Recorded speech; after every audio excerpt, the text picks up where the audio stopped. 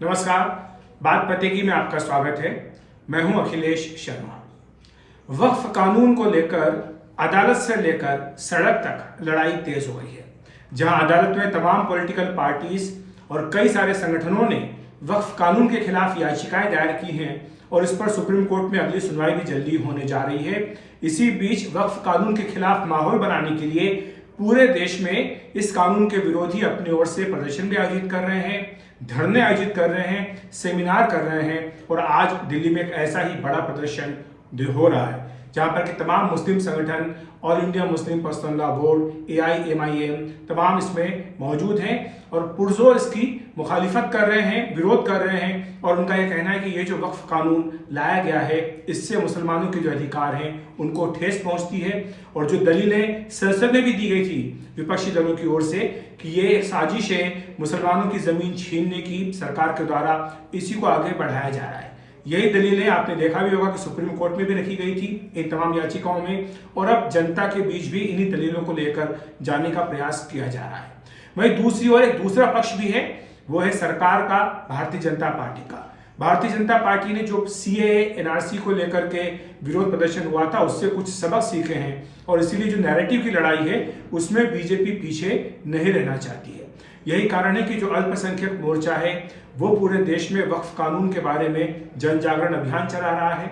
इसी के साथ बीजेपी ने भी अपने महासचिव राधा मोहन दास अग्रवाल की अध्यक्षता में एक 4 सदस्यीय समिति बनाई है जो पूरे देश में वक्फ कानून के समर्थन में न केवल सेमिनार, जनसभाएं कर रही है बल्कि लोगों के बीच जाकर मुसलमानों से संपर्क करके उन्हें बताया जा रहा है बिंदुवार तरीके से कि आखिर ये कानून लाने की जरूरत क्यों पड़ी और इस कानून को कैसे बेहतर बनाया गया है जो यूपीए सरकार के वक्त कानून बनाया गया था उससे। और इसीलिए बीजेपी ने इसके लिए 2 दस्तावेज भी जारी किए हैं। एक बुकलेट है जो कि 16 पन्नों की बुकलेट है और एक पैम्पलेट भी है जो कि संक्षिप्त रूप से बताता है, तुलना करता है यूपीए सरकार के कानून की और मोदी सरकार के कानून की और बताता है कि किस तरह से जो खामियां थी यूपीए सरकार के कानून में उनको दूर करने का प्रयास किया गया है। तो ये नैरेटिव की लड़ाई भी एक तरफ चल रही है जहां एक तरफ अदालत में तर्क, दलीलें, तमाम चीजें दी जा रही है और वहीं जनता की अदालत में जाने के लिए ये सारी तरकीबें और सारे जो हथियार होते हैं, औजार होते हैं, उनका इस्तेमाल किया जा रहा है। जिसमें कि सबसे बड़ी बात यह कि लिटरेचर लेकर के आया गया है और बताने की कोशिश की जा रही है कि कैसे ये बेहतर है यूपीए सरकार के कानून से। मैं आपको बताऊं कि 16 पन्नों की बुकलेट है, इसमें वक्फ का इतिहास बताया गया है। 2013 की जो यूपीए सरकार संशोधन लेकर के आई थी उसके बारे में बताया गया और कहा गया कि वो ड्रैकोनियन संशोधन किए गए थे यूपीए सरकार के द्वारा और अब मोदी सरकार ने उनको बेहतर करने का प्रयास किया है। नया जो कानून बनाया गया उसके फायदे गिनाए गए हैं, साथ ही वक्फ से जुड़े जो भ्रष्टाचार के मामले हैं उनका सिलसिलेवार ढंग से विवरण दिया गया है। धन का दुरुपयोग कहां पर किया गया इसका भी विस्तार से ब्यौरा दिया गया है। दिलचस्प बात यह कि बुकलेट में पीएम नरेंद्र मोदी के फोटो हैं और मुस्लिम समुदाय के अलग अलग प्रतिनिधि मंडल के साथ उनके करीब 8 फोटो लगाए गए हैं।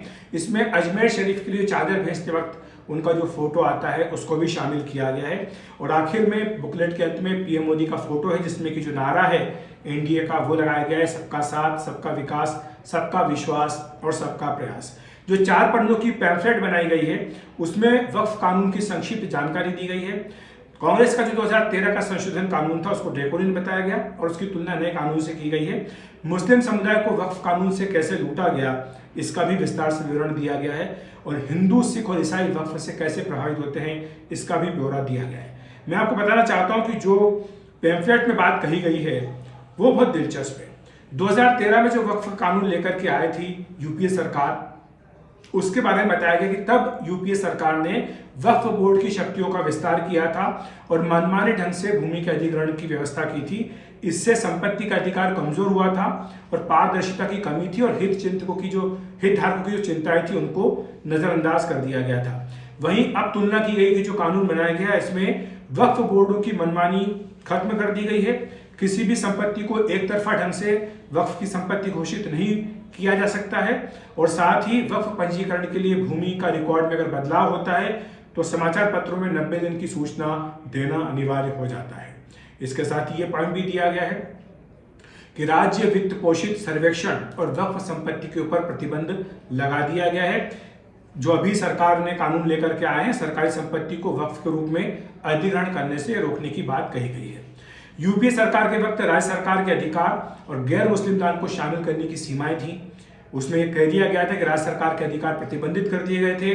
राज्य वक्फ बोर्ड को मजबूत बनाने के लिए गैर मुस्लिम समेत मुस्लिम कानून के तहत दान करने की अनुमति थी, लेकिन इससे निगरानी कम हो गई थी। अब जो कानून बनाया गया है, इसमें राज्य सरकारों को अधिकार दे दिया गया है, तो ये इससे राज्य सरकारों को ज्यादा पावर मिलेगी। तो ये एक महत्वपूर्ण बात इसमें कही गई है। साथ ही जो नया कानून बनाया गया, इसमें महिलाओं के अधिकारों में भी वृद्धि होगी, ये बात इसमें कही गई है।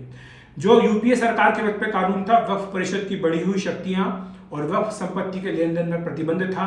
इसमें राज्य वक्फ परिषद को राज्य वक्फ बोर्डों को निर्देश देने का अधिकार था। इसने वक्फ संपत्ति की बिक्री, उपहार या हस्तांतरण को अमान्य कर दिया था। यहीं पर अब जो कानून बनाया गया, ये कहा गया है इसमें कि वक्फ के निर्माण में पारदर्शिता लाई गई है और मानकीकरण में वृद्धि की गई है। राज्यों पर बोझ होता था यूपीए सरकार के कानून से और मनमानी भूमि दावे किए जाते थे, अब इसको खत्म कर दिया गया है। इसके अलावा ये भी बात कही गई है कि महिलाओं को अधिक अधिकार दिए गए हैं, उनकी नुमाइंदगी हुई है। इसके साथ ही बोहरा और आगा खानी मुसलमानों के अधिकारों को मान्यता दी गई है, उनके प्रतिनिधित्व और शासन को बढ़ाया गया है। एक अलग वक्फ बोर्ड की भी प्रावधान इसमें की गई है। सांसदों, न्यायाधीशों, विशेषज्ञों और गैर मुस्लिमों को इसमें शामिल करके केंद्रीय वक्फ परिषद और राज्य वक्फ बोर्डों का पुनर्गठन करने का प्रयास किया गया है। वक्फ दावों के खिलाफ आदिवासी अधिकारों की सुरक्षा भी की गई है, ये तरकीब इसमें दिया गया है। और साथ ही जो संरक्षित स्मारक हैं, उनको वक्फ के दायरे से बाहर कर दिया गया है। ये नए कानून का प्रावधान है, जिसके बारे में इसको विस्तार से बताया गया है। फिर इसमें आगे जानकारी आती है कि मुस्लिम समुदाय को वक्फ के द्वारा कैसे लूटा गया है। इसमें दावा किया गया कि जन कल्याण के लिए बना वक्फ अब भारत का सबसे बड़ा घोटाला बन चुका है। मॉल हो, होटल हो या कमर्शियल बिल्डिंग्स हो, ये सब वक्फ की जमीन पर बन रही हैं, लेकिन गरीब मुसलमानों को इससे कुछ भी हासिल नहीं हो रहा है। ये लिखा गया है इसमें कि 31% मुसलमान आज भी गरीबी रेखा से नीचे हैं, जबकि लाखों करोड़ की वक्फ संपत्तियों द्वारा उनके विकास के लिए कुछ भी नहीं किया गया है। मस्जिद एक खस्ता हाल है, वक्फ अधिकारी माला माल हैं। ये बात इसमें कही गई है कि कोलकाता में एक मस्जिद का जो किराए से आमदनी होती थी, उसको भ्रष्ट अधिकारियों ने हड़प लिया और जो नमाजी हैं वो जर्जर मस्जिद में नमाज पढ़ने को मजबूर हैं।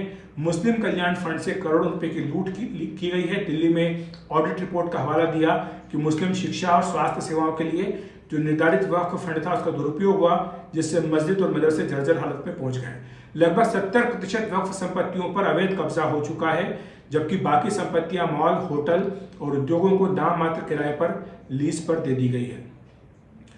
कर्नाटक में 22,000 एकड़ वक्फ भूमि 2 लाख करोड़ रुपए में बेच दी गई, ये भी दावा किया गया है। वक्फ बोर्ड खुद मुस्लिम स्कूलों पर हमला कर रहे हैं। मैसूर में स्कूल चलाने वाले मुस्लिम ट्रस्ट को अदालत में लड़ाई लड़नी पड़ी, जबकि उसका काम बच्चों को शिक्षा देना था। 80% वक्फ संपत्तियां भ्रष्टाचार और अतिक्रमण का शिकार हो चुकी हैं। मुस्लिम परिवार अपनी पुश्तैनी जमीन खो रहे हैं। चेन्नई में 100 साल पुरानी पारिवारिक संपत्ति को अचानक वक्फ घोषित कर दिया गया।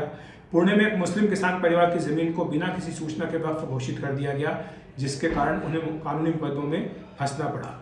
मुस्लिम दुकानदारों को रातों रात बेदखल कर दिया। लखनऊ में वक्फ बोर्ड ने पुनर्विकास के नाम पर सैकड़ों मुस्लिम दुकानदारों से दुकानें छीन ली, ना तो कोई मुआवजा दिया और ना कोई अधिकार उनको दिया। अहमदाबाद में एक व्यापारी की कानूनी रूप से खरीदी गई दुकान को गुपचुप तरीके से वक्फ की संपत्ति घोषित कर दिया, जिससे वो बैंक लोन भी नहीं ले पाया और व्यापार उसका तबाह हो गया। हिंदू, सिख और ईसाई भी प्रभावित हुए हैं। तमिलनाडु का तिरुचेंदुरी गांव की बात उन्होंने कही है, जहां पर कि 1500 साल पुराने चंद्रशेखर स्वामी मंदिर और आसपास के कड़िया कुर्ची गांव पर स्वामित्व का दावा कर दिया गया। गुजरात में बेट द्वारिका में द्वीप पर विवाद किया गया। शिव शक्ति सोसाइटी सूरत में विवाद किया गया। मुनम्बम केरल में 400 एकड़ की जमीन पर वक्फ बोर्ड ने दावा किया। कर्नाटक में, जिसका जिक्र भी किया, कि 2 लाख करोड़ रुपए की चोरी की गई है। जठलाना हरियाणा में वक्फ बोर्ड ने 14 मरला जमीन पर दावा किया, जबकि 47 से वहां पर एक गुरुद्वारा स्थापित है और वहां कभी कोई मस्जिद नहीं थी। फिर भी अदालत ने वो जमीन वक्फ को सौंप दी और सिखों को उनके धार्मिक अधिकारों से वंचित कर दिया। तो ये सारी बातें इसमें विस्तार से रखी गई हैं। कोशिश यही है कि जो नैरेटिव की लड़ाई चल रही है वक्फ को लेकर, उसमें कोई भी पीछे ना रहे। और यही कारण है कि जहां एक तरफ AIMLP, BB और साथ ही AIMIM अपनी उससे लड़ाई लड़ रहे हैं वक्फ कानून के खिलाफ, वहीं पर बीजेपी और साथ ही जो उसका अल्पसंख्यक मोर्चा है वो भी मैदान में उतर आया है।